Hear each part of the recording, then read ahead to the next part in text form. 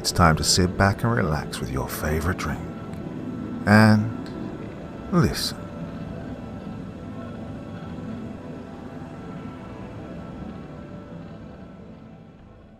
The following information comes from entries provided by Inspector Eleanor Darcy and her partner, Inspector Harris McKenzie.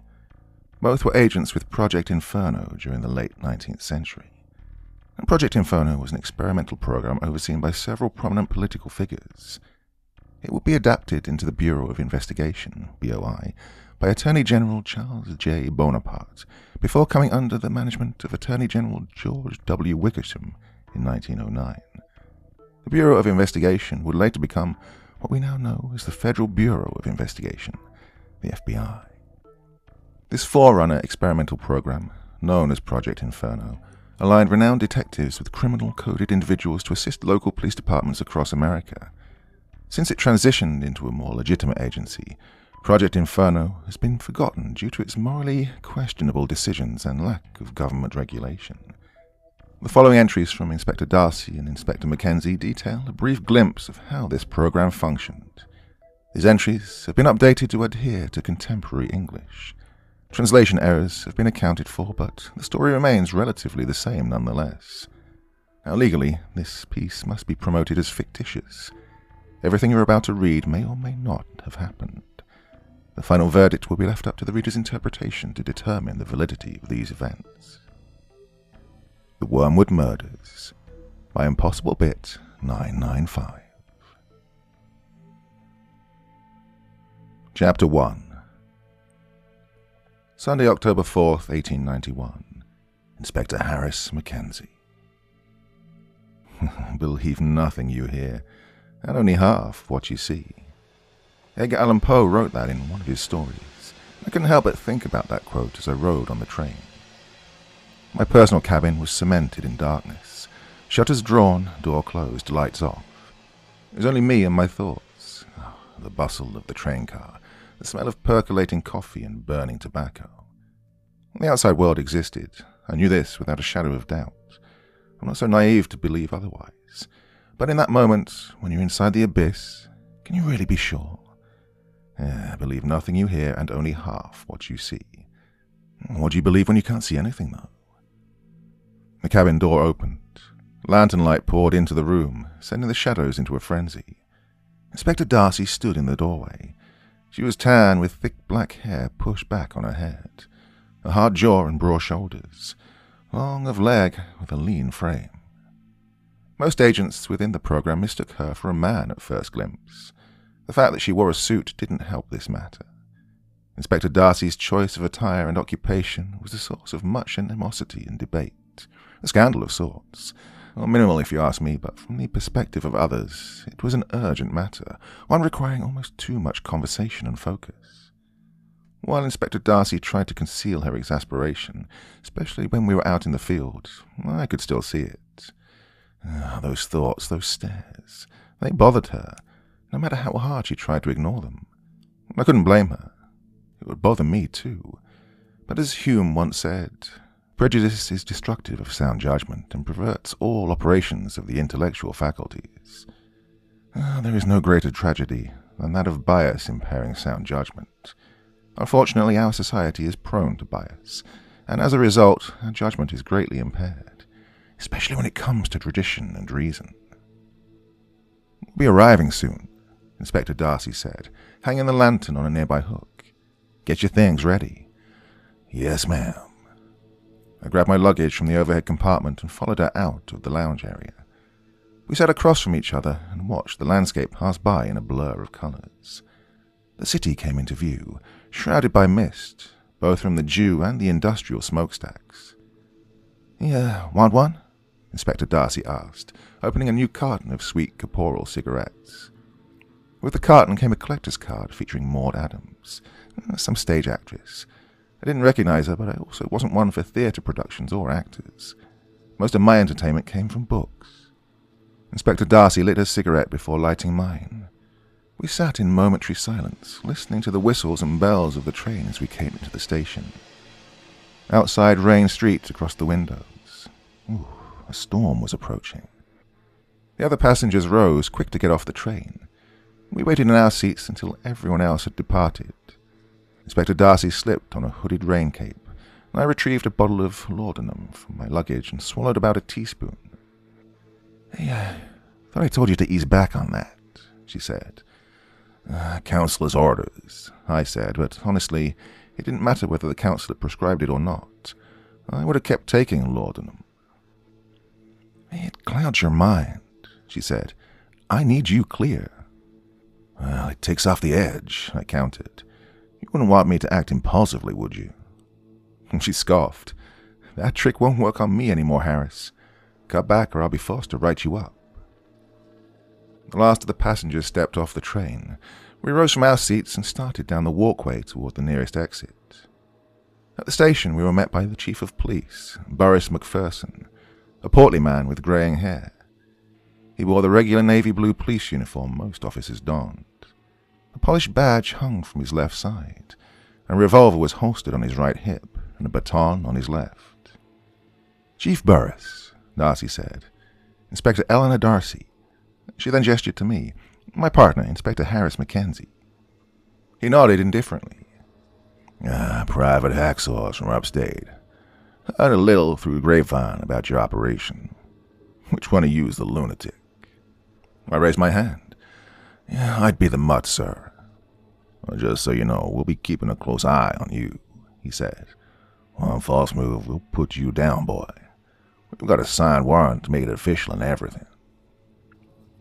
It was hard not to laugh. That warrant wasn't anything new.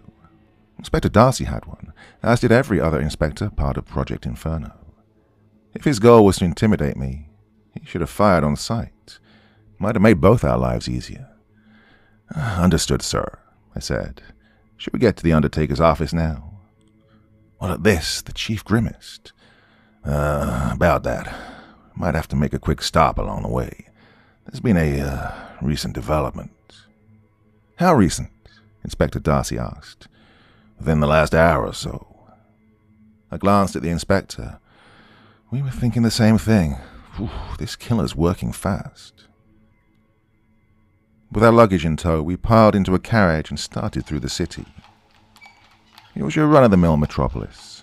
Tall brick buildings packed close together, overcrowded streets, smog and sickness in the air, people on the sidewalks, most dressed in rags and covered in soot. But as we advanced north, their clothes became nicer and their skin cleaner. "Are you sure this murder is connected with the other two?" Inspector Darcy asked the chief. He nodded. "Left a message behind as he did with the other crime scenes. That piece of evidence hasn't been released to the press yet." "Oh, there goes any hope of a copycat," I muttered. "Who's our most recent victim?" "John Ullers," he said. "Owner of a few plants in the area. Members of his staff found him at one of his steel mills." "Any connection to the other victims?"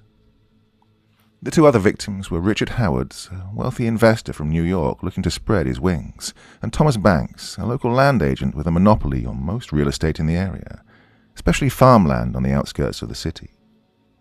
"As far as we can tell, no established connections," the chief said. "But in Wormwood, everyone's connected. We started as a small farming community after all." "Look at you now," I said. "Watch your dog. This city ain't perfect, but at least we don't let criminals run free." "Could have fooled me." "Chief," Inspector Darcy interjected, "tell us more about the crime scene." He glanced out the window. The carriage driver hollered at the horses, and we came to a gradual stop. "Well, I won't have to tell you," he said. "Might as well take a look for yourselves. But I should warn you, it's not a pretty sight, especially for a lady." "We'll manage," I said. The chief glared at me, and Inspector Darcy refrained from reacting.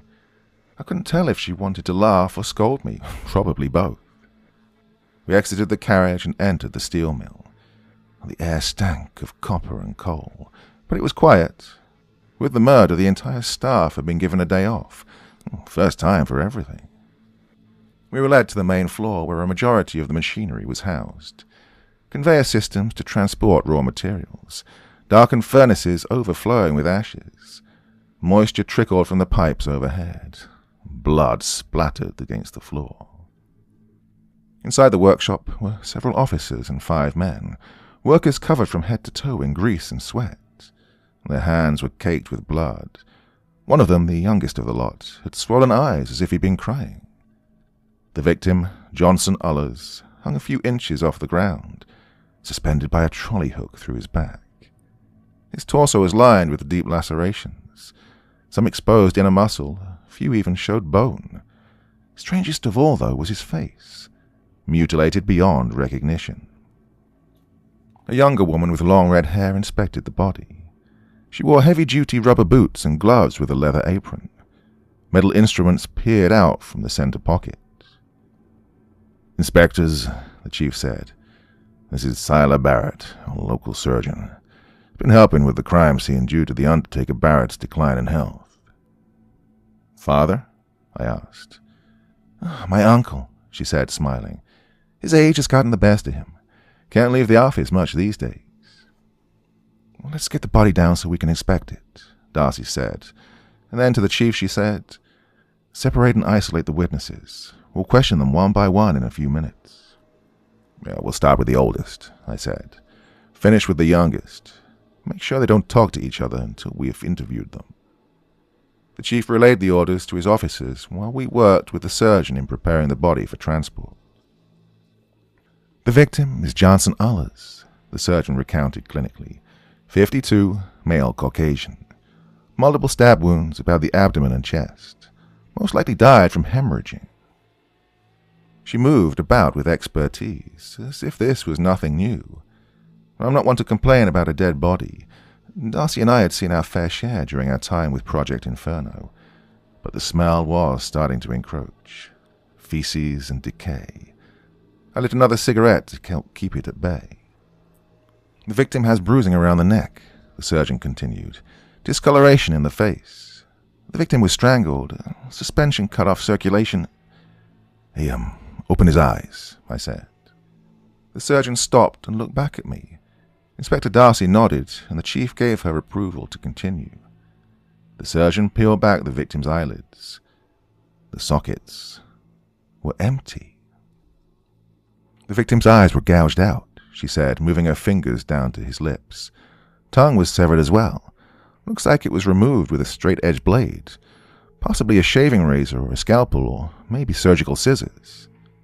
"And, the ears?" I asked. She paused to collect herself before turning the head from one side to the other, showing us the profile of the victim's face. His ears were missing. From the looks of it, they'd been partially sawed at until the killer grew impatient and ripped them off. Chief Burris pulled a handkerchief from his pocket and dabbed it at his brow. He began to pace, shaking his head while muttering prayers under his breath. Some of the officers retreated, looking a little green around the gills.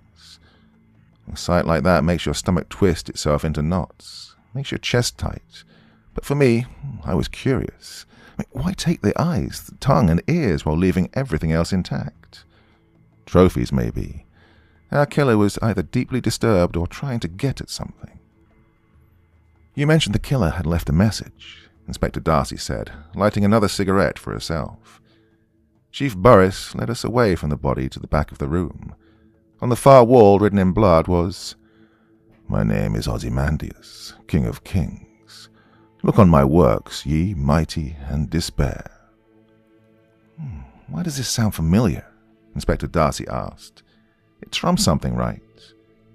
"It's a line from a sonnet," I said. "Ozymandias by Percy Bysshe Shelley. I read it in a collection of his poems, Rosalind and Helen." "Percy Shelley, he was, "The husband of Mary Shelley. She wrote a few books, most notably Frankenstein, or the modern Prometheus, back when she was maybe 18 or 19. Died about a decade before the war." "And him?" "Dead too. Drowned in a boating accident, I believe." "Hey, you a professor or something?" Chief Burris asked, his disgust apparent. "He likes books," Inspector Darcy answered for me, and she quickly moved on. "Chief, exactly how was the body discovered?" He dragged the handkerchief across his face, but he couldn't wipe away his apprehension. His hesitation only made me more curious, and the air grew thick with tension. Yeah, he was hiding something. "Those 5 you saw before aren't just witnesses," he admitted. "They're accomplices." "Accomplices?" Inspector Darcy remarked. "Is there a reason they're not in irons?" "Well, it's complicated. They said someone came in late last night. Only shift managers were still on the clock. They held the men at gunpoint and forced them to... Well, you saw the body for yourselves." How convenient. Men working hard labor were forced to murder their boss. A fantasy I'm sure plenty have on a daily basis. Whether they care to admit it or not, that is. But I couldn't say that out loud, not without enduring the wrath of Chief Burris and the disappointment of Inspector Darcy. "We need to question those men immediately," Darcy said. "We'll also need the accountant's records." You tax auditors now too?" Chief Burris asked. We're just being thorough." Chapter 2. Sunday, October 4th, 1891. Inspector Eleanor Darcy. After the surgeon's assistant, Ms. Barrett, bagged the body, Inspector McKenzie and I were given access to a private office to conduct our interviews on site. While we waited for one of Chief Burris's officers to collect the first witness, I sat at the desk and prepared my logbook. Pages and pages of previous interviews, witness testimonies from dozens of other cases, none quite as gruesome as this. Since the start of Project Inferno, I'd been privy to multiple murders, but already I could tell this assignment was different. To remove a person's ears, eyes, and tongue, it was barbaric, practically torture. Then to hang the corpse on a hook, to put him on display fully for anyone to see. It made me sick, but I was careful to keep my nerves suppressed. We'd started on a bad footing with the police chief. I didn't want to incite any further doubt. And it goes without saying, Inspector McKenzie was someone you didn't want to show weakness to. Back when we were first partnered, my superiors had warned me about him.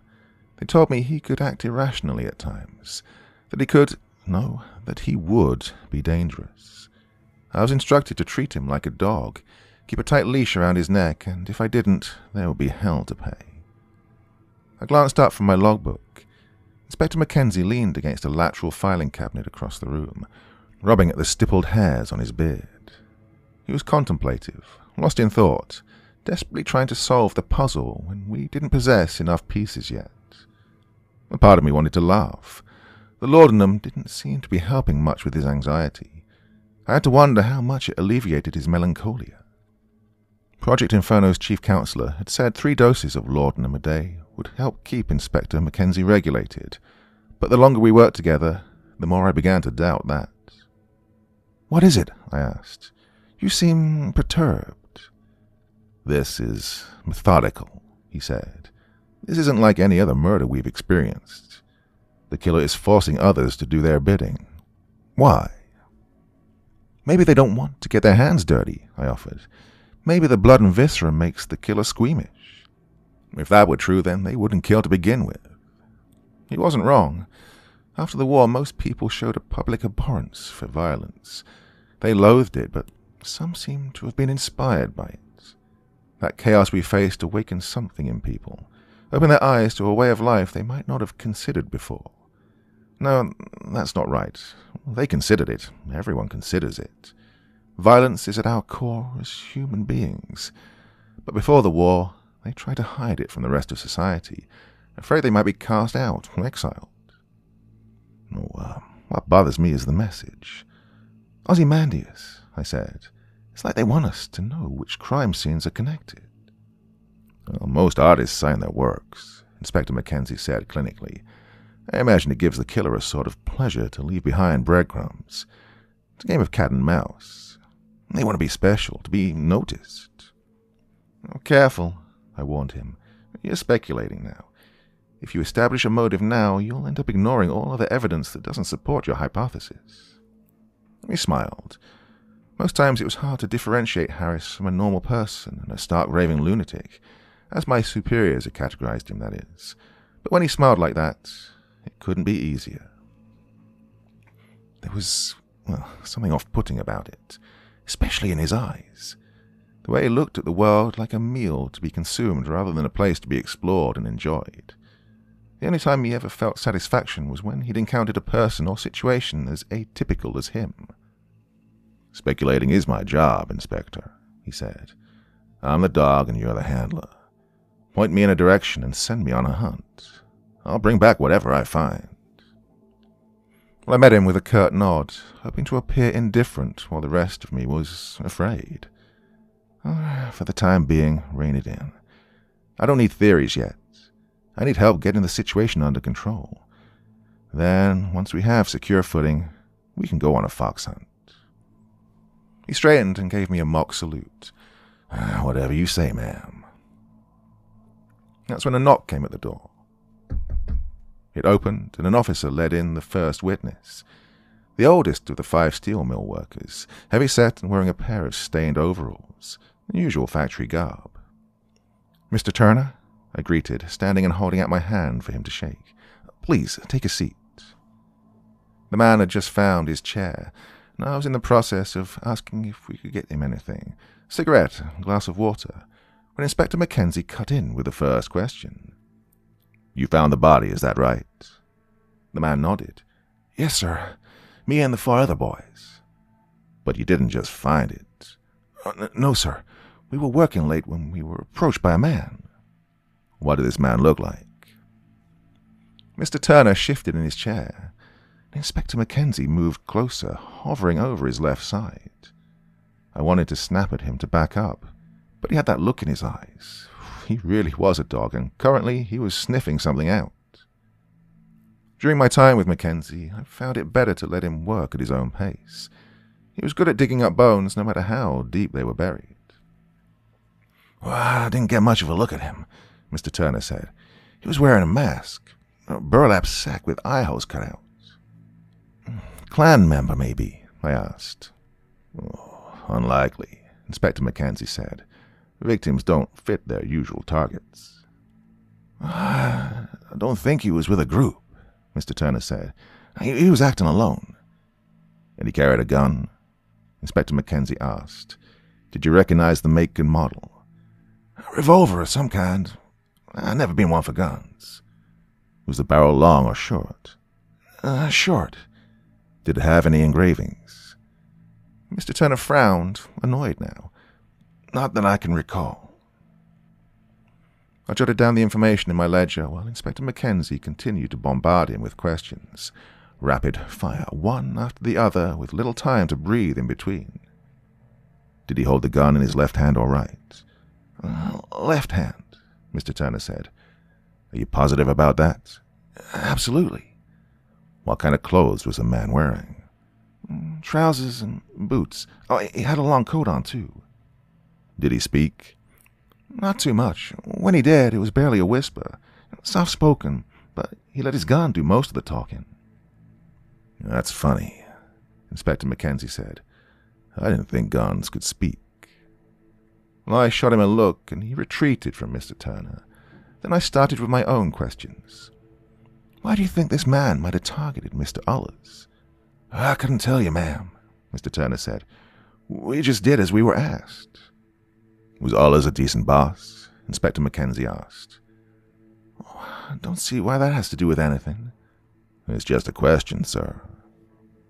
Mr. Turner contemplated this with a furrowed brow, weighing his choices internally. "Mr. Ullers paid us in a timely manner.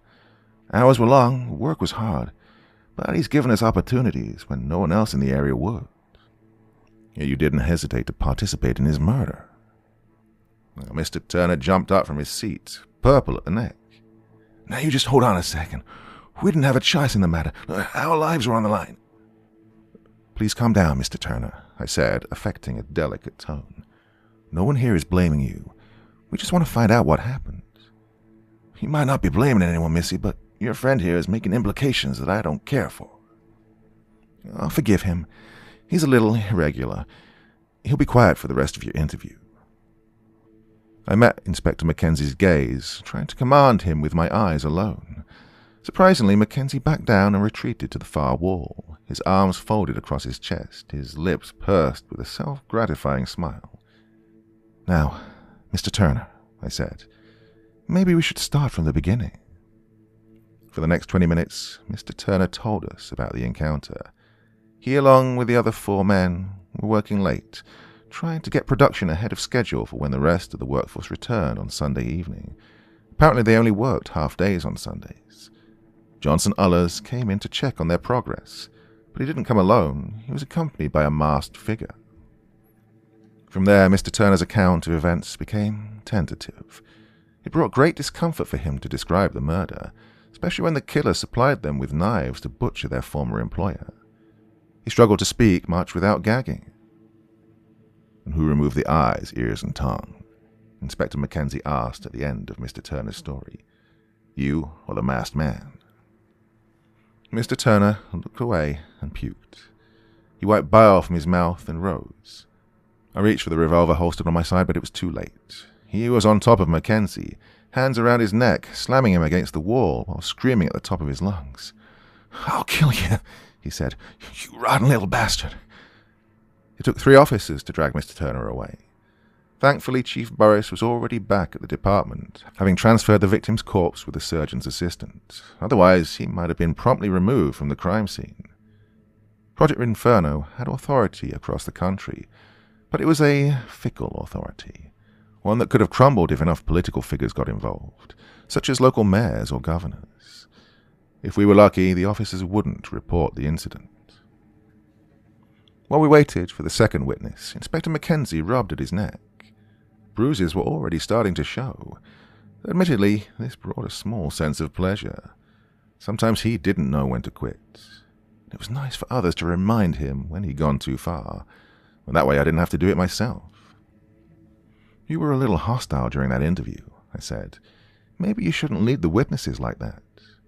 "Well, he's got quite the temper, doesn't he? Wonder if the rest of them are like that." "If you're not careful, you'll find out soon enough." His gaze turned cold then. "We should conduct our interviews in the exact manner. Same questions, and be sure to record their answers verbatim." I frowned. "What are you getting at, Harris?" "You're a senior inspector.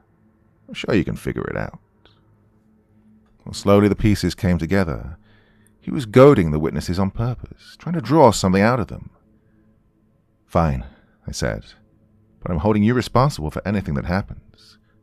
"Understood," he said. "You want to be the kiss or the punch?" I snorted at this. "You even need to ask?" For the next hour or so, we went through 3 more witnesses. Mackenzie interrogated them in the same manner as Mr. Turner, applying more pressure with every question. I snuck in when I could, trying to pacify any malice, but there came a point when all I could do was watch as the witnesses screamed at Mackenzie, threatening to have him reported. By the time we got to our last witness, the interviews had taken us in several different directions. 2 had claimed the masked man held the gun with his left hand. The other 2 claimed it was with his right. Some described the weapon with a short barrel, others with a long one. A few said it had engravings, swirling patterns, and others said there was no pattern at all. Yet each and every witness had described the masked stranger exactly the same. They'd given the same height, build, and soft-spoken manner. Burlap sack with eye holes cut out. "There was no gun," I muttered, more to myself than Harris. You're starting to catch on." He borrowed a cigarette from my pack and lit it. "It's a good excuse, isn't it? Masked man threatens you and your co-workers to kill your boss. What else are you supposed to do other than comply?" "So you think they made up the masked man?" "I wouldn't be so sure about that. We have 2 other bodies. All 3 crime scenes had Ozymandias left behind. I think there was a man, but I don't think he threatened our witnesses. I think they were willing accomplices." I drummed my fingers against the desk. Well, hate him or love him, Harris had a way with criminal behavior. He was exactly what Project Inferno wanted. The perfect tool for an inspector to use.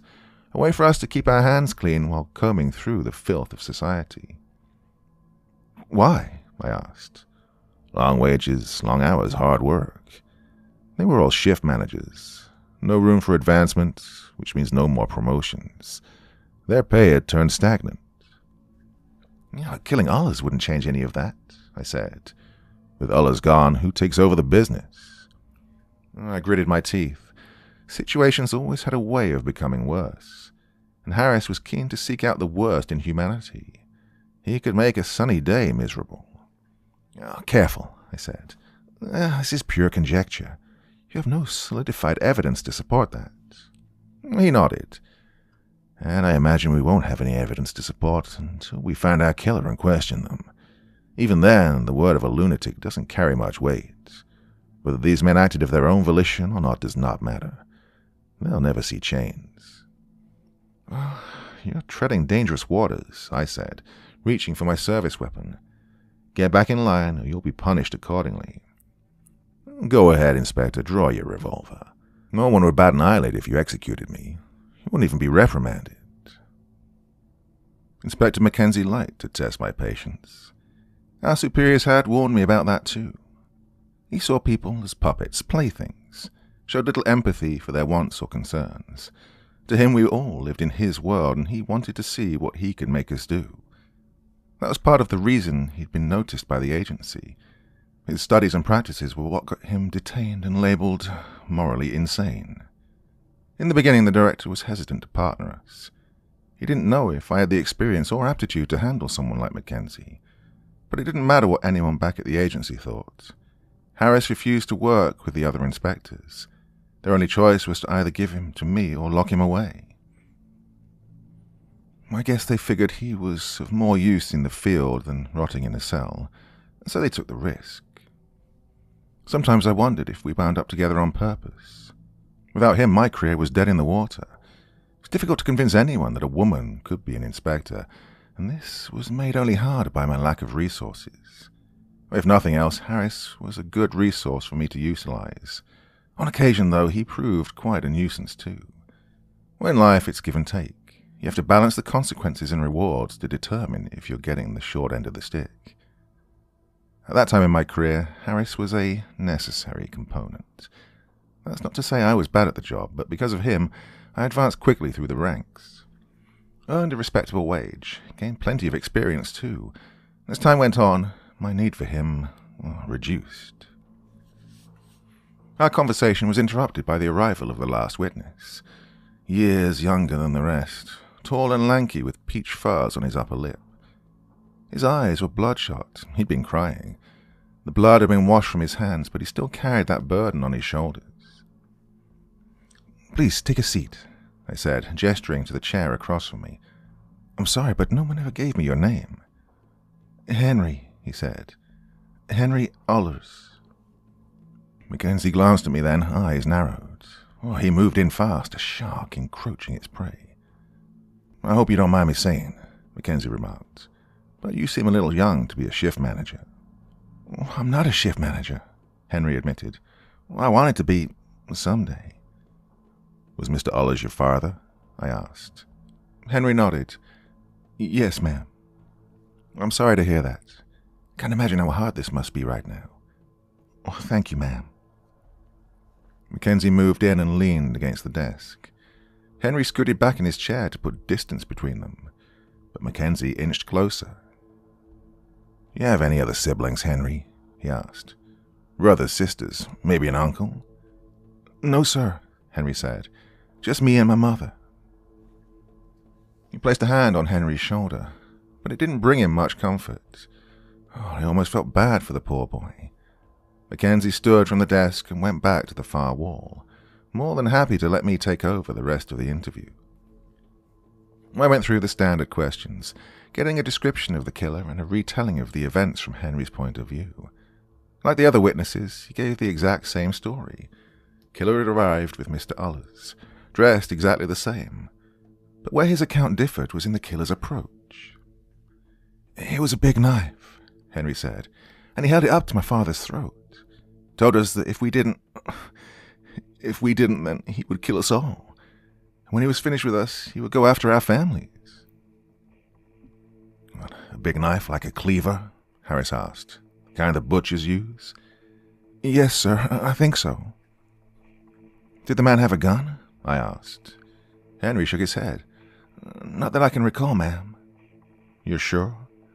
"Well, he might have had one under his coat that we couldn't see." But if he had a gun, he never drew it. No, ma'am. Right. Thank you for your time, Henry. You can go now. I waited until the door was closed before turning to Harris. Let me guess, I said. You're thinking Henry will inherit the business now that his father's gone, aren't you?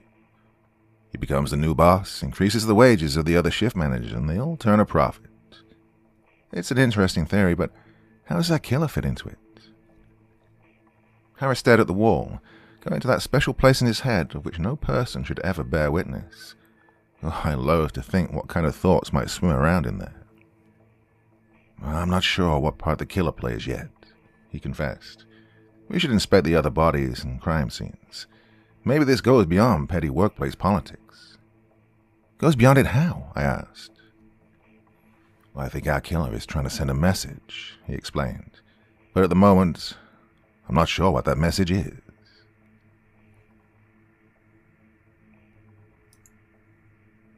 Chapter 3. Sunday, October 4th, 1891. Inspector Harris, McKenzie.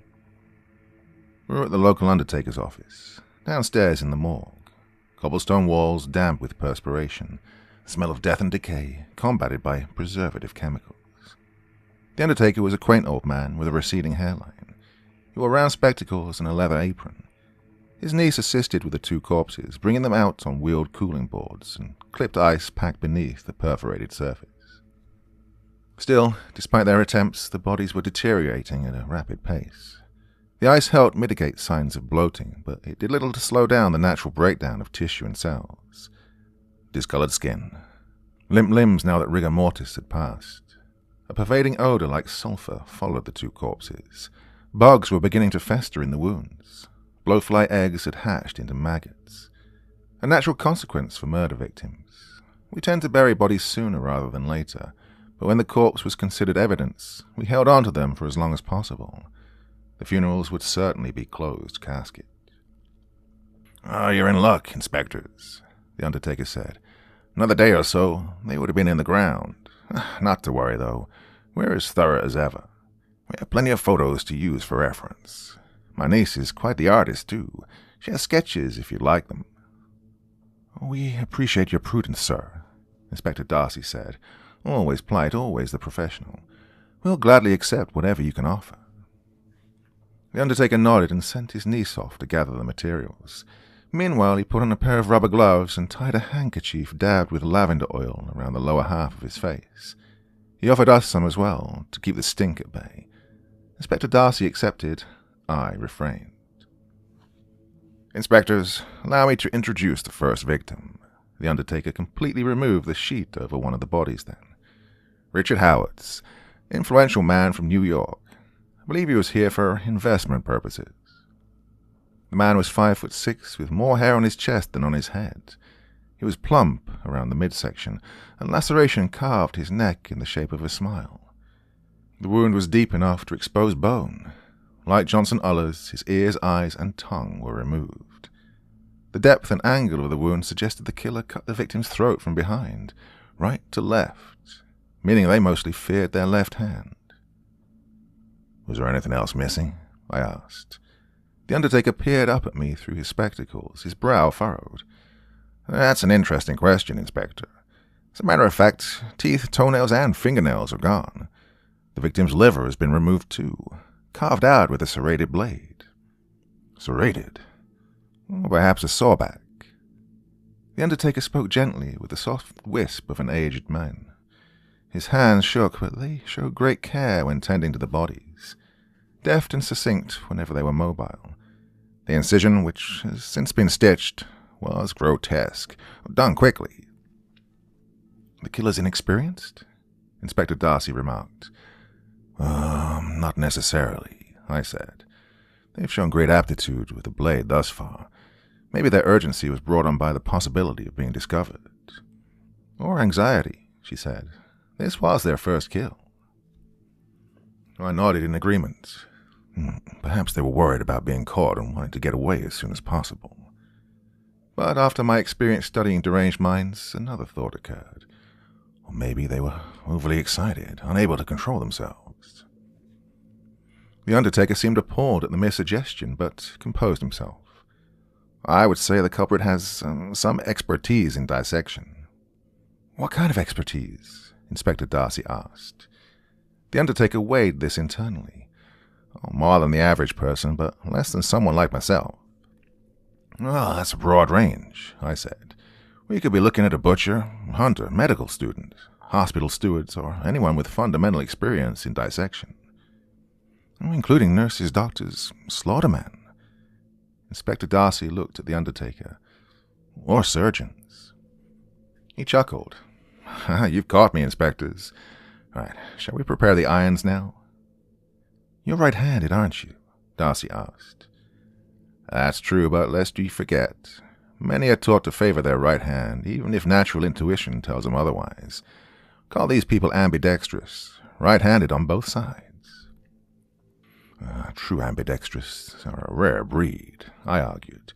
Even those forced to learn with their right hand will still show more comfort with their left. I grabbed a scalpel from a nearby table and passed it to him. Perhaps you'd like to give us a demonstration. The undertaker laughed softly, but consented to the test. He went across the room to where Johnson Uller's corpse resided, still untouched since the crime scene. Any particular place you'd like me to start? The undertaker asked. Your normal process, please, Inspector Darcy said. As we watched the undertaker perform the primary procedure for an autopsy, Darcy carefully reached the revolver holstered on her left side beneath her jacket. I'd seen her draw the weapon numerous times. She showed little hesitation in arming herself, but firing the weapon was a different situation altogether. I would have reached for my own weapon, but I'd already dismissed the undertaker as a potential suspect. He harbored the necessary surgical training, more than necessary. However, his stature and frame didn't match the description given to us by the industry workers. Not to mention, he could hardly walk around without limping. As for his niece, that was the more probable suspect. While the wrong gender, she had a similar build as the masked killer. Her height differed from the estimation given to us by the witnesses, though. I had another test in mind before I could rightfully dismiss her. The undertaker finished and stepped back from the table. Darcy glanced at me. I moved forward, leaning close to inspect his work. The incisions made with your right hand are straighter and cleaner, I said. It requires more effort for you to use your left hand when making cuts. You apply more pressure and perform more slowly. Show more caution. Perhaps it's an act, the undertaker suggested. Maybe I'm trying to deceive you. I shot a look in Darcy's direction. She withdrew her hand from her jacket, letting it fall to her side. Is there a reason you want us to suspect you? He turned to answer. I reached into my pocket and removed the bottle of laudanum. Sir? I tossed the bottle across the table at him before he could respond. The undertaker caught it with his right hand at the last second and gripped it tightly. He began to laugh and rolled the bottle around in his palm. Very clever, Inspector. He held the bottle closer, reading the label. Now, that is interesting. What ails you, my boy? I believe you already know. He handed the bottle back to me, and I returned it to my pocket. The undertaker sauntered across the basement and retrieved a cup of tea from the counter. What gave me away?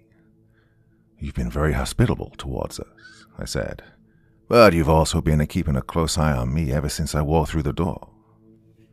The undertaker sipped from his tea and smiled. His eyes went to Darcy. My, oh my, he is perceptive. Don't indulge him too much, she said. He already has enough of an ego. I'll admit, the undertaker said. Chief Barris told me a little bit about you. All good, I imagine, I said. He tittered with childlike amusement. He said you were classified as mentally deranged, that I ought to keep you away from sharp objects, and never let you out of my sight, with or without your handler around. The undertaker's assessment was closer to accurate than inaccurate. The Board of Physicians had ruled me as mentally insane, not mentally deranged, but there was little nuance when it came to the field of psychology. Less so after William James published his book, The Principles of Psychology, with Henry Holt and Company. It was an interesting read, although his theories on emotions, which argued that an emotion was the result of physical stimuli instead of the cause, needed further development. It wasn't completely false, but it left room for debate. They say you lack emotional response, the Undertaker continued. You show indifference to most, if not all, people. Struggle to reconcile their thoughts and feelings. They told you wrong then, I said. I can perfectly understand the thoughts and feelings of others. I struggle to relate to them, though. My disinclination toward morality and fascination with anatomy has sealed my fate. Have you ever killed? Not before becoming an inspector. Not even animals? He asked. I dissected plenty of specimens during my time at university, I said, but I never took a life, human or otherwise. Medical student? I trained in various programs. My ambition was always being larger than my means. Is that what led you to steal those corpses? He asked. Financial gain? He was poking and prodding, hoping to elicit a discernible reaction. Unfortunately, I show little when it comes to facial expressions, something that has afflicted me since birth. I'm beginning to suspect you've heard of me prior to Chief Burris's warning, I said. Perhaps, the Undertaker admitted. He gestured at Darcy with his cup. I don't think I've forgotten about you, young lady. I've heard my fair share about you as well, most involving your father. He sounds like a bright man. Darcy went taut, and when she responded, her voice was stiff. He was, sir. Very much so. Is it true what they say about him? About his dreams and ravings? If Darcy constricted any further, she would have snapped in half. I can't say for certain, sir. His mind deteriorated rapidly with age. Ah, yes, senile dementia. An inevitable fate that will take us all. He drank from his cup and set it on the counter. Or at the very least those of us lucky enough to live that long. He moved across the room to the second body then. Shall we get started with Thomas Banks now? The second victim was a land agent with similar injuries as the first. A carved throat bled dry. He was hung upside down and left tied to a post in the middle of a farmer's cornfield, a human scarecrow of sorts. His corpse was in a worse state than his predecessors, pecked and picked at by carrion crows, beaten by prolonged environmental exposure. Like the others, his ears, eyes, and tongue were removed. The Ozymandias message had been found written on a wax-enameled letter stored in the victim's mouth. Considering the letter wasn't found in the victim's stomach, suggested it was inserted post-mortem. When we were finished with the overview, the Undertaker led us upstairs to the office and parlour area. His niece had their reports and her drawings bound in a neat stack with twine. Darcy kept the Undertaker occupied while I spoke with the assistant. Although I couldn't help but notice that the Undertaker was careful to keep an eye on me at this time. I asked the assistant surgeon to retrieve a pencil. She did so with her right hand. When I asked her to write something down, she again performed the action with her right hand. Is there a reason you can't write this yourself? She said. Your uncle was advised not to give me any sharp objects, I told her. While a pencil might not be a scalpel, I assure you it can be applied in dangerous ways, and I'd rather not do anything to upset your uncle. I thought you didn't care about others, she said. His concern would provoke Inspector Darcy to act. I'd rather walk out of here than wind up in the basement alongside Johnson Ullers and Thomas Banks. I collected the bundle of reports and drawings then. I take it you've heard of me as well.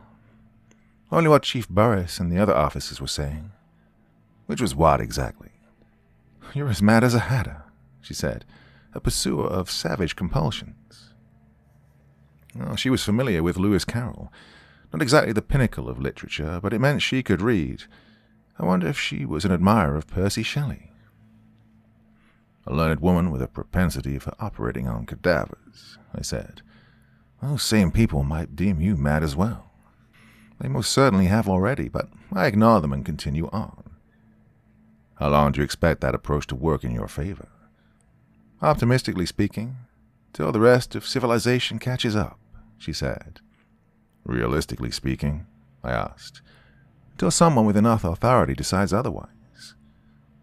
She seemed shrewd, but her cleverness could only save her for so long in a society like ours.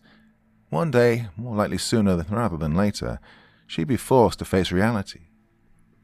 A similar situation could be applied to Inspector Darcy, I suppose. They were under close scrutiny, and the moment they proved more trouble than worth, they'd be cut loose from their positions, cast aside. I imagine it'll be a difficult burden when your uncle passes away, I said. She reeled back, struggling to hide her displeasure. I would think so, Inspector. Does it not upset you to consider the mortality of your loved ones? It upsets me knowing I'll have to purchase a suit for their funerals. Oh, you are a deplorable fellow. Yet the system entrusts me to help protect society. What does that tell you? She grinned. Maybe we ought to be less concerned with what women do and more concerned with what people like you do. Concern will only take you so far. And what do you suggest, Inspector? Bad men need nothing more to compass their ends, then good men should look on and do nothing. She grimaced, unsure whether to be offended or amused. She was cautious about how she interacted with me, and if she believed one word could send me into an uncontrollable frenzy. Mentally insane did not always equate to dangerous or malicious, yet most failed to understand that due to public stigma. Are you saying I should protest then? She remarked glibly. That I'd become an activist and march down the streets while chanting about my rights. Well, I'm not telling you what to do, I said. I'm simply curious about what you might do. Are you testing me, Inspector? She didn't bother waiting for a response. Well, let me put your curiosities to rest then. I'll do what I've been doing for the last 6 years. She gestured to the room around us. Keep working and hopefully others will come to understand it on their own. Oh, you put too much faith in others if that's what you hope for.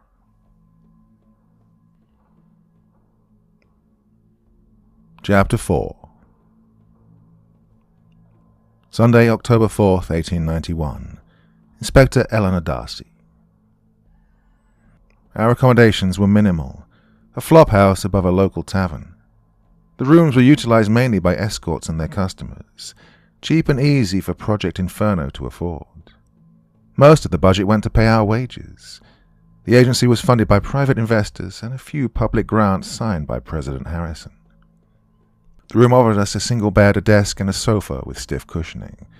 As usual, I took the bed for myself, and Inspector McKenzie was given the sofa. It would be more use holding our luggage and notes than him. Well, he only ever slept during train rides. Disquieting at first, but I'd long grown accustomed to it. In the beginning, I used to sleep with my revolver beside me, a knife too on some occasions, constantly worried he might try to attack me in the dead of night and escape. But Inspector McKenzie was a well-trained dog, only ever dangerous when I sent him on a fox hunt. By the time we finished at the undertaker's office, collected our bags and crime scene reports from the police department, and got to our room, it was evening. We'd also made a quick stop at the local library for Inspector McKenzie to purchase some books. That's all he ever seemed to spend his money on, well, that and, on occasion, food.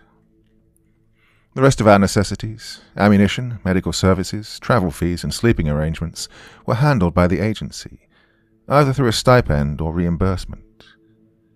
As I went about preparing supper for myself, 2 slices of buttered bread, dried beef, and beans, Inspector McKenzie organized the notes we gathered from the police and the undertaker. He arranged the crime scenes into clear divisions. The first victim, Richard Howard's, throat slashed, killed at his private estate while his wife and children were away visiting relatives. The next group circulated around Thomas Banks, killed in an unknown location and transported to a farm on the outskirts of the city, hung from a post upended. And finally, Johnson Ullers, steel mill owner, killed at his own factory with the help of 4 shift managers and Uller's own son. Every victim had ears, eyes, and tongue removed. First 2 victims had their toenails, fingernails, and teeth removed too. Ozymandias was left behind at each scene. By the way, I advised Chief Burse to further question the man from the steel mill, I told Inspector McKenzie. He said he would have them detained and interrogated about their involvement, specifically if their participation was of their own volition or not. It won't yield the results you're expecting, McKenzie said. It's better than letting them run loose, especially if the papers hear about it. The court of public opinion, far more damning than the judicial system. I was hoping that would satisfy him some way, but Harris was impossible to please. He only ever seemed at ease whenever he was isolated and doped up on laudanum, as if that were the only time he wasn't bound by his mental afflictions. "Do you think it's possible those men were lying about the killer?" I asked. "Anything is possible." "Fine. Do you think it's likely?" He pondered this with severity. "No. While their stories differed in various details, they all described the masked man as the same. That would require them to conceive a cover story before the police arrived. I don't think that they were clever enough to do something like that." "How can you tell?" During the interviews, the men were far too prone to their emotions. They lacked rational intuition, favored impulsivity over deliberation. "You were rather hostile during those interviews, though." "And they cracked under the pressure," he said. "I think the masked man guided them through the murder of Johnson Ullers, but I don't think he forced their hand. The killer was the brains of the operation, and they were the muscle." "Well, the fact that he abandoned them means he sees them as disposable," I said. "It implies he's not worried about them revealing his identity. Either he trusts that they won't, or he knows that they can't." Which meant choosing Johnson Ullers as a target most likely wasn't a personal vendetta. In our past experience, repeat murderers initially acted out of desire. They killed for personal gain, financial usually, sometimes as revenge. Every murder that followed was less personal and more to fulfill an urge, sexual pleasure, excitement, or a need to establish dominance, often due to the fact that they were powerless in their everyday life. If the killers were capable of forward thinking, they knew to stay mobile, to seek victims away from their homes. It was harder to track a string of murders distant from one another. But our killer had targeted people all residing in the same city. They were either injudicious, which seemed less than likely considering the prudent manner in which they carried out their killings, or they didn't care about being caught. They believed capture was inevitable. This was especially evident in their choice of victims. A killer wanting to evade detection would have selected people who would have gone unnoticed by the rest of the public, escorts, vagrants, or the elderly, but instead they were killing prominent figures, wealthy, healthy, and heavily involved with society.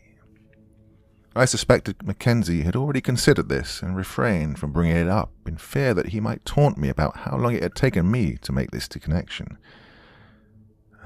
"Did you speak with the chief about anything else?" McKenzie asked.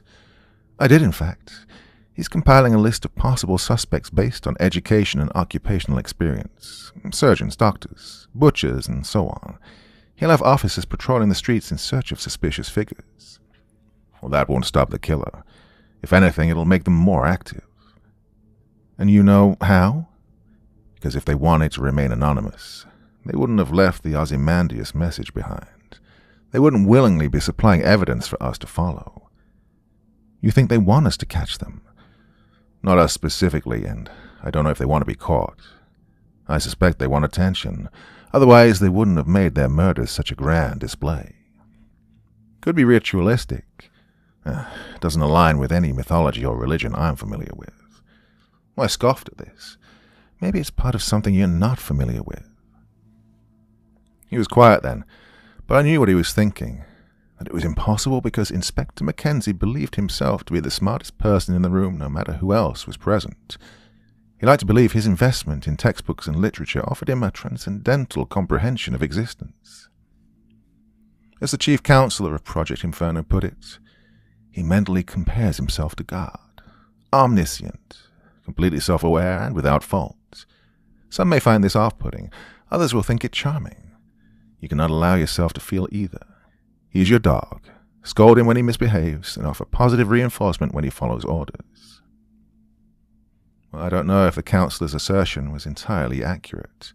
In my experience, Inspector McKenzie had never compared himself to the divine, nor did he let on about superior intellect.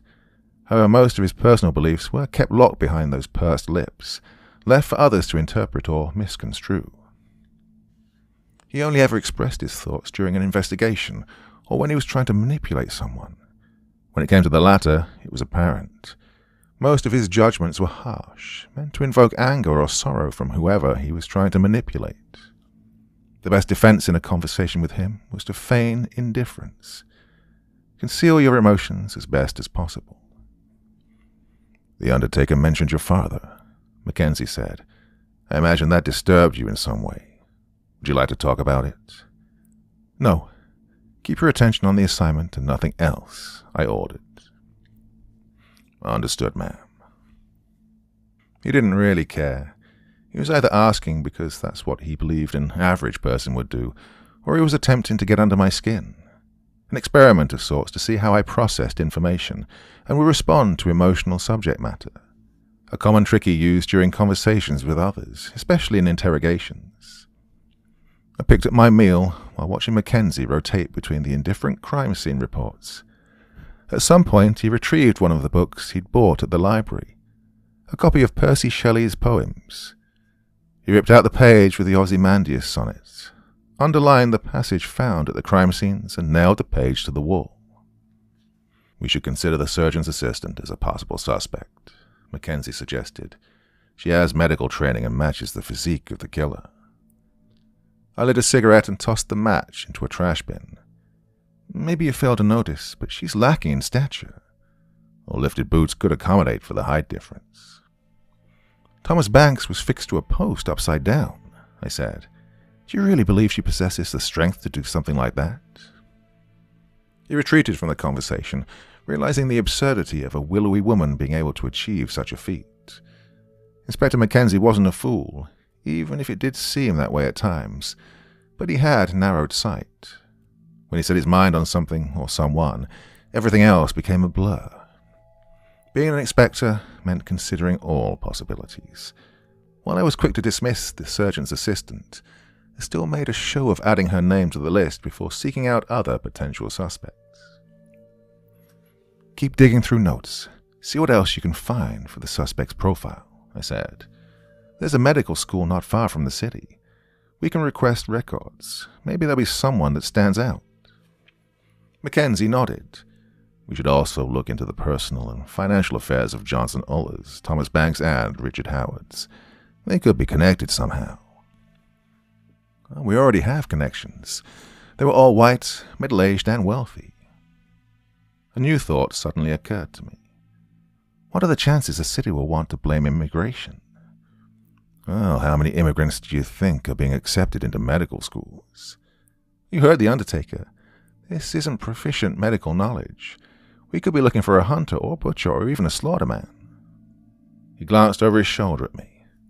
And how many slaughtermen or hunters do you think have read Ozymandias? The killer is educated to some degree. Well, keep looking, I said. I'm going to catch some shut-eye. I stamped out my cigarette in what remained of my supper and carried the plate to the desk. I blew out the oil lamps, leaving Inspector McKenzie to work in guttering candlelight. Then I removed my jacket, tie, and shoes before climbing onto the mattress. That night I had a strange dream about my father guiding me through dark tunnels.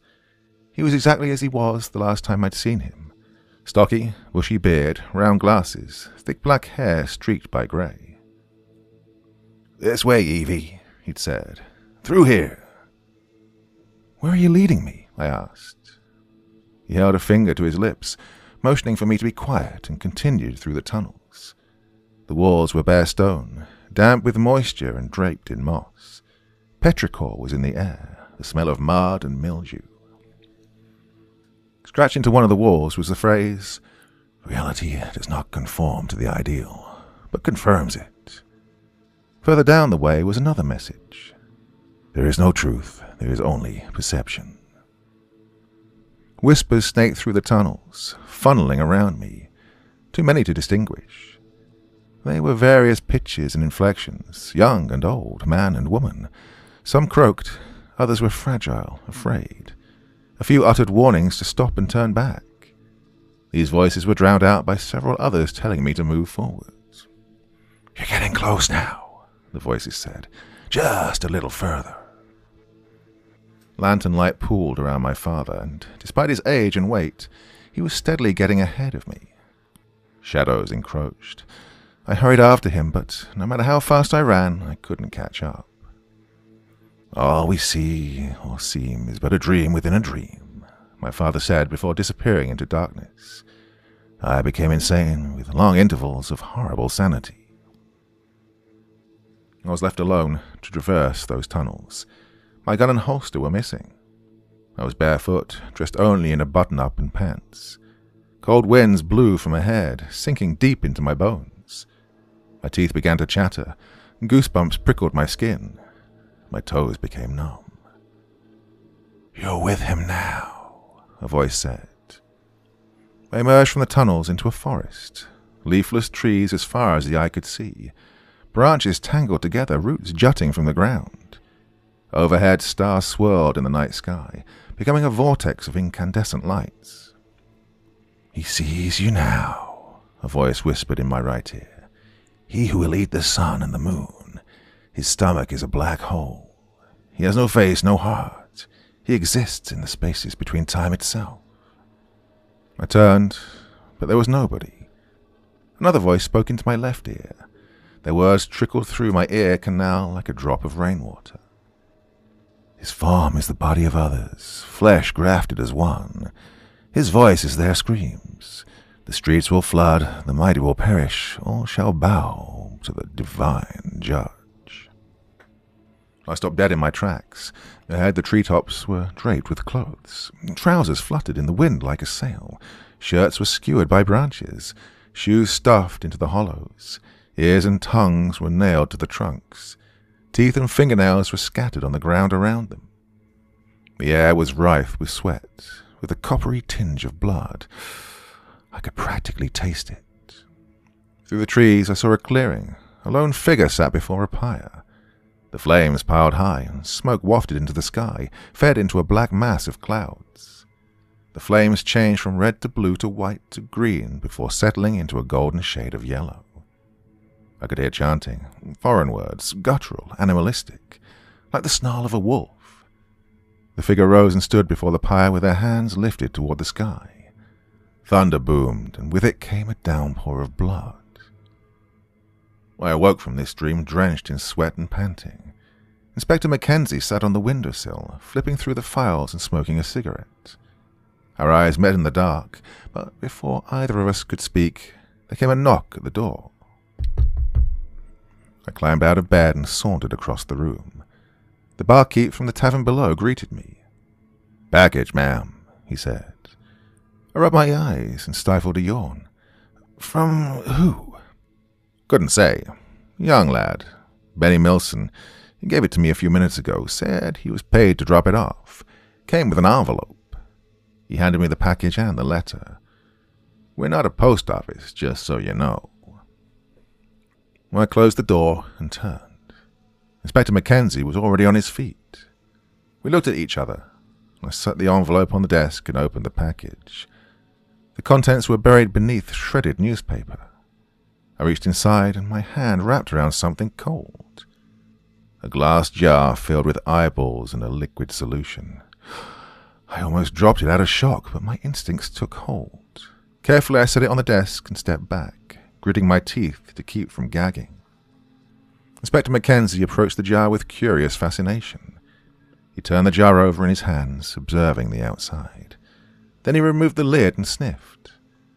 "Formaldehyde," he said. "A newer preservative. It's more popular in Germany, but as of recent, it's being adopted here in the States."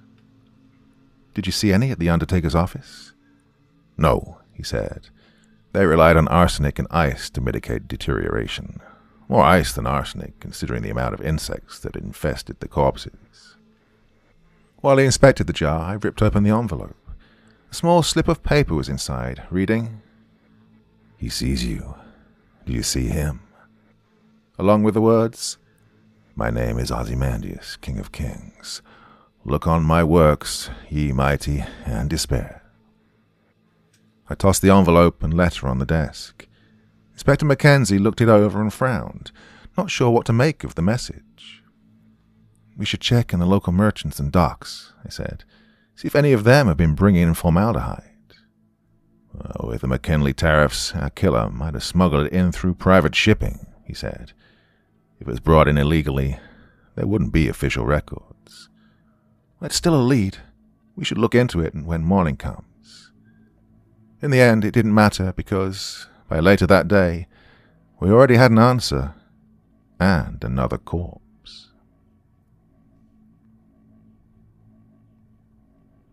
Chapter 5. Monday, October 5th, 1891. Inspector Harris, McKenzie. Around 6 in the morning, there was another knock at the door. I was reviewing witness testimonies from the previous 2 crime scenes while Inspector Darcy looked through the financial accounts of John Ullers, the steel mill owner. Inspector Darcy answered the door.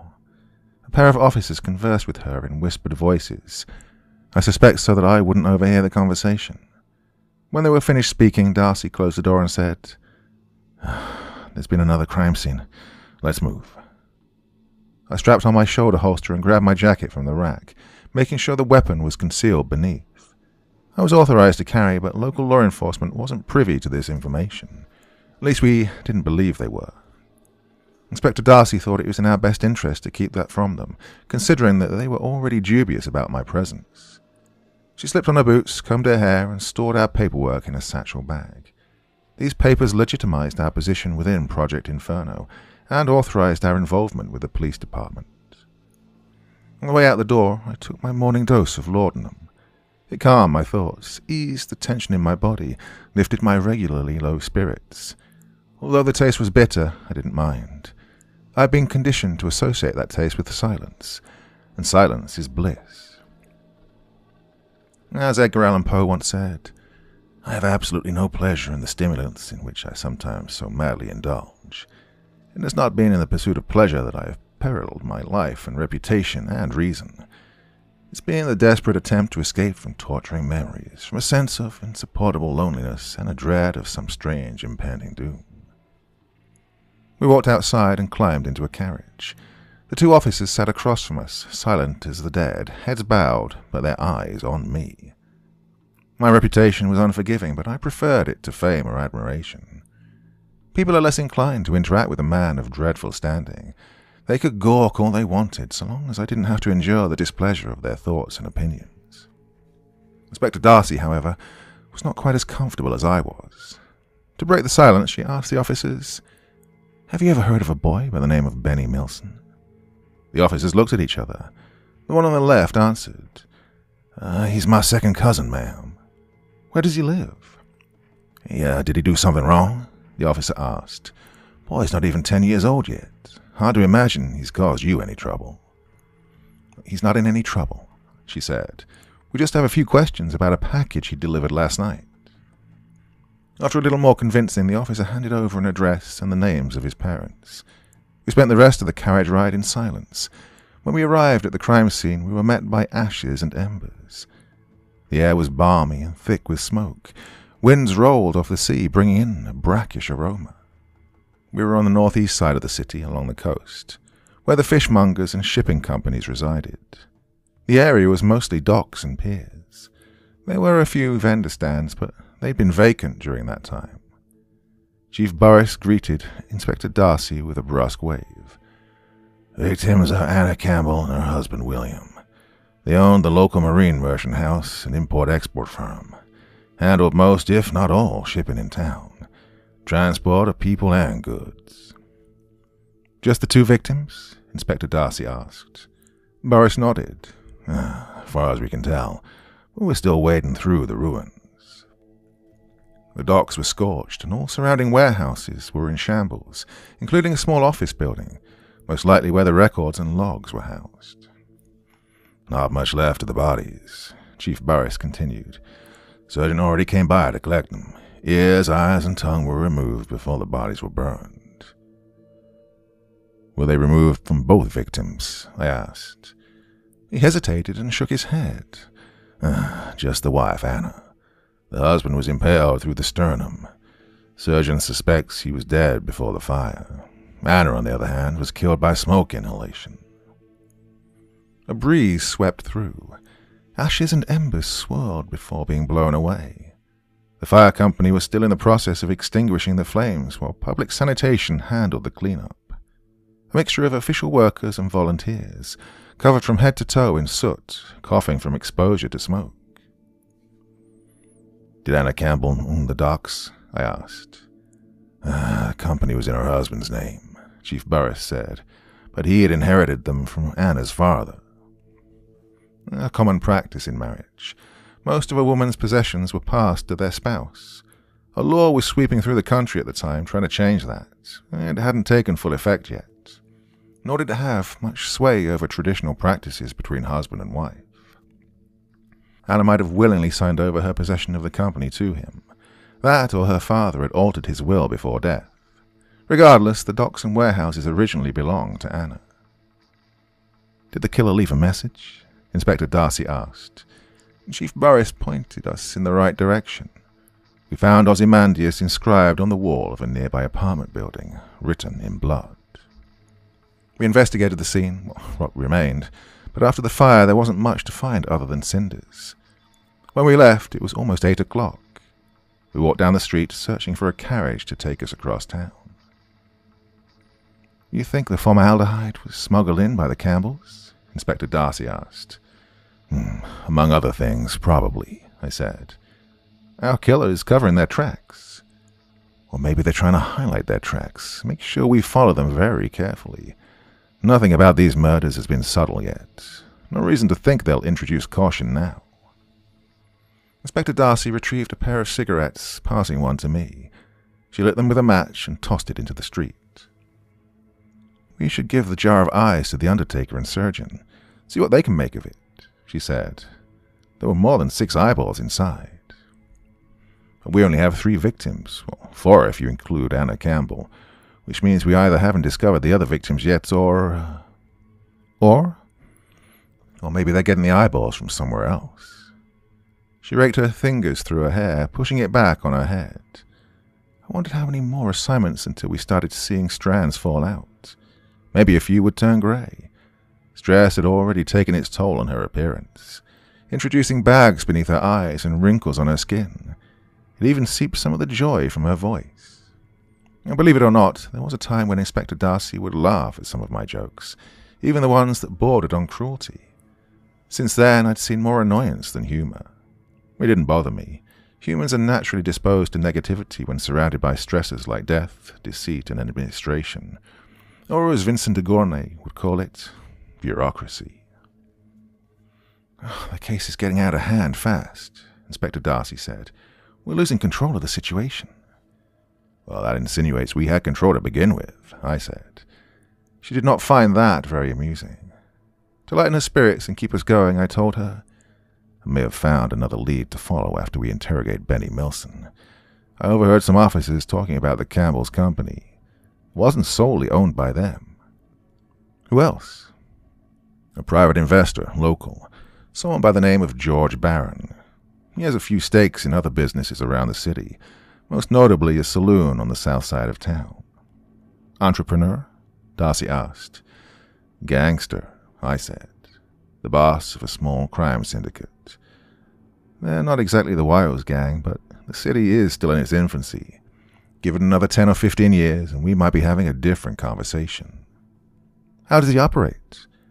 Private investments on the legal side. Otherwise, he runs extortion, escorts, and if we're on the right path... Smuggling, she finished. We should stop in for a chat, see what you can tell us about the import-export trade. We finally found a carriage to take us across town.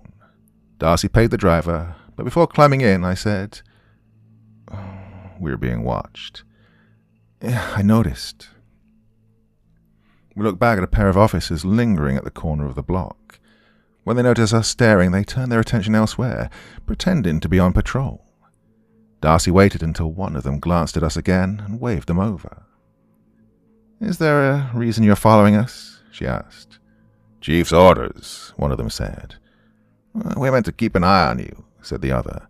Can't have a madman running amok. He's supervised by me, Darcy said. You two should be patrolling the streets and watching for suspicious individuals. Chief Burris, but the other officer cut in with, Chief doesn't think you can keep your dog leashed. We've been on 11 different cases over the past year, she said. We haven't had an incident yet. Inspector McKenzie will operate perfectly with or without your surveillance. Now every second you waste watching us is another moment for the killer to strike again. I suggest you put your time to better use.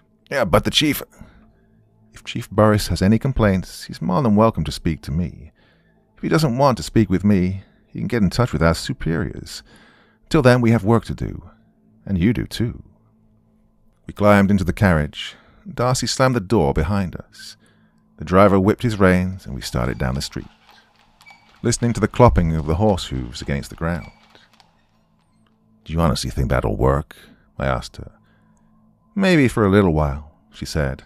I'm sure we'll see another patrol by tonight. I could see the despair on her face, the anger and irritation in her eyes. Her neck was tense, and she reminded me of a startled cat. A good partner in my position would have tried to comfort her, console her. Instead, we sat in silence, smoking our cigarettes, watching the coast fall away to clustered buildings. Shops on the bottom floors, apartments on top.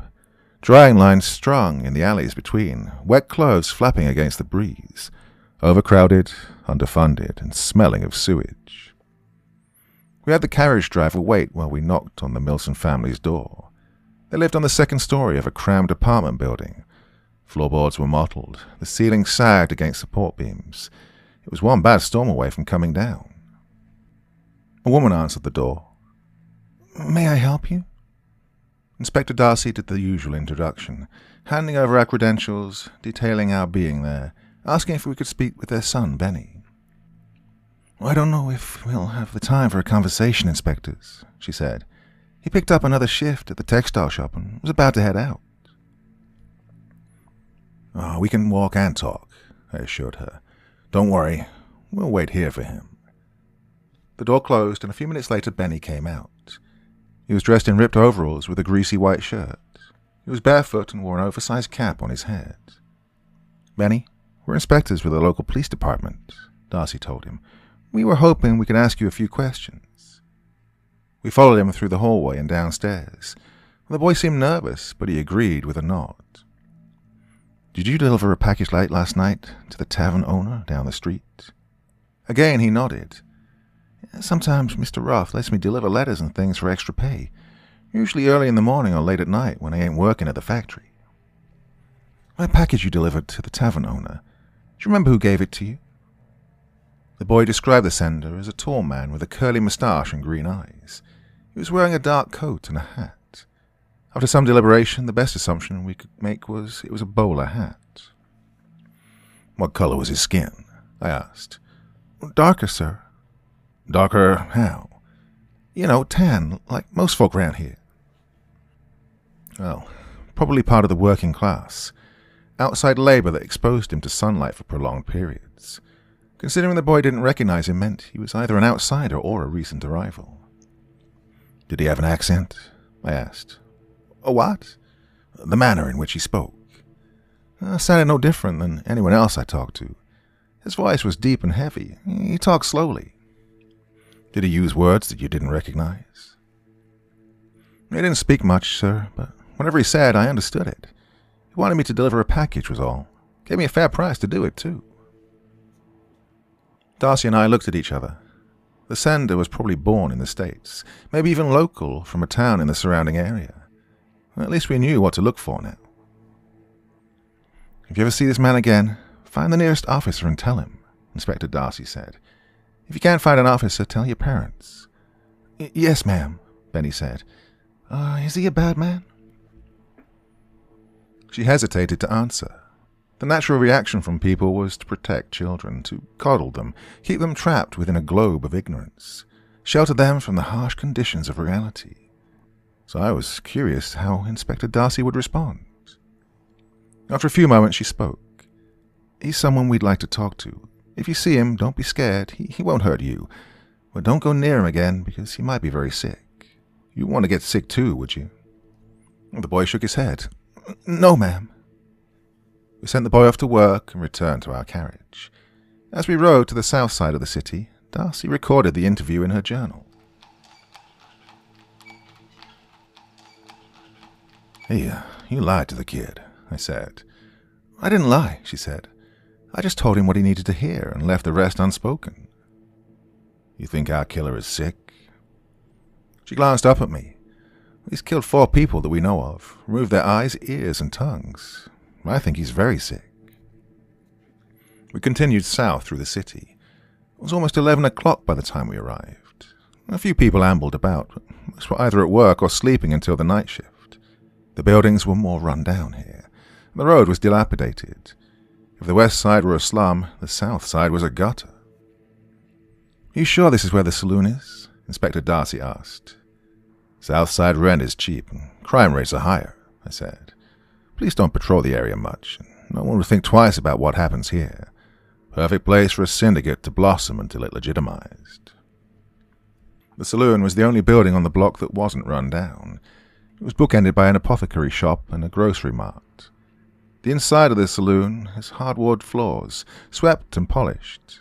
The walls were brick, fitted neatly together, adorned by black and white photos as well as framed paintings from overseas. The bartender was wiping down the counter with a rag. He looked up at us. "Can I help you folks?" The crowd was empty, save a few stragglers still passed out from last night's bender. Heads laid on the tables with half-empty glasses of scotch beside them. Flies circled over them as if they were corpses. "We're with the local police department," Darcy said. "Is George Barron in?" The bartender flexed his jaw and nodded. "Should be in the back, but, much appreciated, friend." Inspector Darcy walked straight past into the back hallway, and I followed her. There were 2 doors. One was labeled storage, and the other was at the end of the hallway and marked private. Inspector Darcy knocked on it. A few moments later, a large man answered.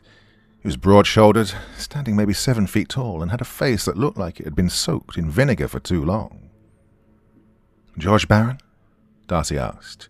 "We're inspectors working with the local police. We wanted to ask you a few questions about Anna and William Campbell." "Let 'em in," came a croaking voice from within the room. The giant of a man stepped aside, allowing us to walk past. Inside the office, an aged man sat behind a mahogany desk. Sagging skin, round belly, jowls that quivered with every word.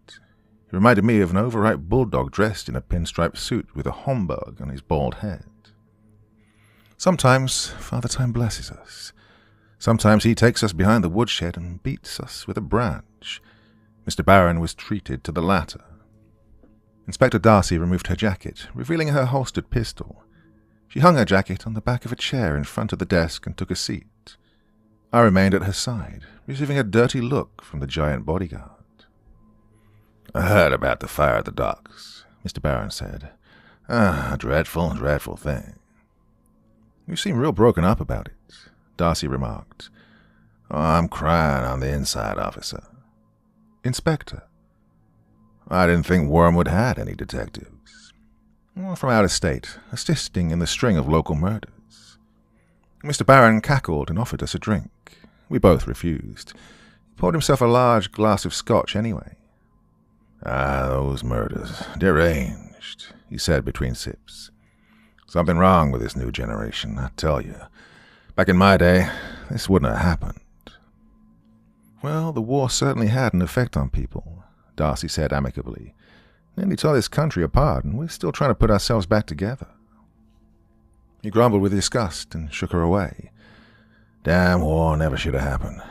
This country used to be something.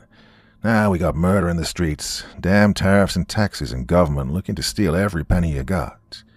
Hey, you hear about that Sherman Act?" "Sir, we're not here to discuss politics or the economy. We were hoping you might give us insight into some of the dealings you had with the Campbells." Hope I'm not a suspect." I looked over at him then. "Not yet." Barron didn't like that response, and his bodyguard inched closer until he stood behind me, a warning that if I didn't keep my mouth shut, I'd be removed. Inspector Darcy questioned him about the comings and goings of the business, but Mr. Barron claimed he had little involvement other than financial investment and returns. She asked if he kept any records about the cargo, but he was adamant that he didn't keep records, not even for his own endeavors. "Do you know if the Campbells were smuggling foreign exports?" Darcy asked. "Foreign?" Mr. Barron spat. "Everything they did was above board, Inspector. We're an American company, dealt solely with American products, God bless." "Well, for a man that doesn't keep records, you sure have a lot of filing cabinets." Inspector, unless you have any more questions for me, I suggest you leave. I have a lot of business to deal with, and of course, a lot of grieving to do for my dearly departed friends. Of course. She rose from her chair and gestured for me to follow. Baron's bodyguard trailed behind us all the way to the exit. When we were outside, he lingered in the doorway for a moment and said, "Maybe you ought to keep your noses out of our business. Be in your best interests." Then he turned and stalked off. "You think the greybeard is telling us the truth?" Darcy asked me. "I don't think that man can speak without telling a lie, and he's not very good at it either. If he has any records, we need them." She pursed her lips and studied the outside of the building with a narrow stare. "McKenzie, I left my jacket in the office. Go fetch it for me." Her gaze was severe and demanding. "Oh, and leave your weapon." I unholstered my revolver and handed it to her before heading into the saloon. The bartender chuckled. "Back so soon?" "Go down below for another barrel," I told him while walking past. He came out from behind the bar. "Hey, wait a minute now, you can't." I backhanded him across the face, and he dropped against the counter. I kicked the inside of his knee, and he fell to the ground, yelling. As I entered the back hallway, the office door opened. Baron's security stepped out. He swept back his jacket and reached for the revolver on his hip. "You've been told once already." I struck him in the throat before he could finish. Then I kneed him in the crotch. He grunted and bent over, using the right wall to keep from collapsing. I brought my elbow down on his back and dropped to the ground with a dull thud. Taking the revolver from his holster, I emptied the bullets into my palm and pocketed them. I turned the revolver over in my hand, holding it by the barrel, and swung the butt against the side of his face. There was a sharp crack of bones, and he went out like a candle. A runnel of blood spilled from his mouth as he snored. A molar came out with it, yellow and rotted to the core. And I saved him a trip to the dentist. Tossing the revolver aside, I continued into the office. Baron and I looked at each other. His eyes flicked down to the letter opener on his desk. We lunged at the same time. He got to the knife first, and I grabbed him by the wrist, twisted his arm back around behind his back, and pressed against him, pinning him to the desktop. Pushing his arm a few more inches, the knife came loose and clattered to the ground. Baron growled through clenched teeth, and blood rushed to his face, making his eyes bulge in their sockets. "Remember anything about those records yet?" I asked. "Yellow bastard," he yelled. "Logbook is in the second drawer, right side." "Grab it," I said. He reached with his other hand. "Wait, stop. I'll grab it." He shoved his hand aside and opened the drawer. Inside, a revolver laid on a leather-bound book. I grabbed the revolver, cocked the hammer with my thumb, and pressed the barrel against his temple. "This is very clever of you," I said. "Is that actually the book I'm looking for?" He groaned and shook his head. "Bottom drawer." I slammed the butt of the revolver between his shoulder blades and shoved him aside. He fell on the floor, scrambling to get back on his feet. I shifted the barrel until it stared him in the face. He returned to the ground and waited. "You'll get yours, boy," he warned me. "I'll make sure of that." "Mr. Baron, your business associates were murdered and burned," I said. "I think you have better things to worry about." I grabbed the logbook and closed the drawers. Turning to Baron, I kicked him between the legs. He went supine and clutched his groin, crying out in pain. On my way out, I retrieved Darcy's jacket from the back of the chair.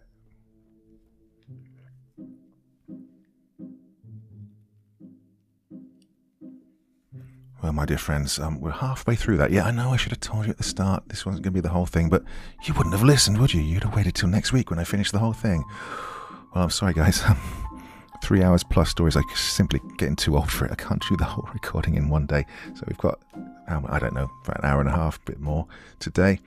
I love this. I think it's the one you've all been waiting for. And we are, as I said, halfway through. So that's chapters 1 to 5, and there are 10 in total. So I will be finishing this same time next week. I know you're going to join me already. I know you are. Oh, that was a good one.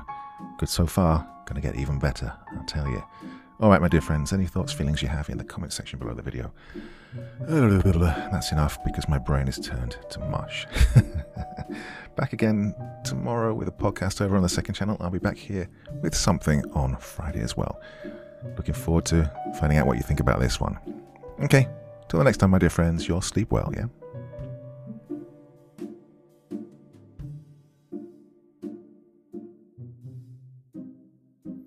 Thank you so much for taking the time to listen to this story today. Really means a lot to me and to the author of the story, of course. Well, if you want to know more about me, I'm pretty much everywhere on social media. You can find me on Facebook, Twitter, Instagram. You can download my music on SoundCloud. I've got a Patreon if you feel like. Throw me $1 or $2. Very much appreciated. And of course, on Reddit, I have a place where you can leave stories if you want me to read one that you've written. Well, hoping to see you all again very soon. Till then, sweet dreams. Bye-bye.